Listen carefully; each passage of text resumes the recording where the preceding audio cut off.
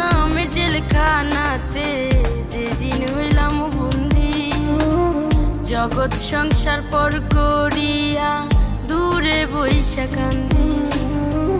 প্রবাস নামে জেলখানাতে যেদিন হইলাম বন্দি, জগৎ সংসার পর করিয়া দূরে বইসা কান্দি।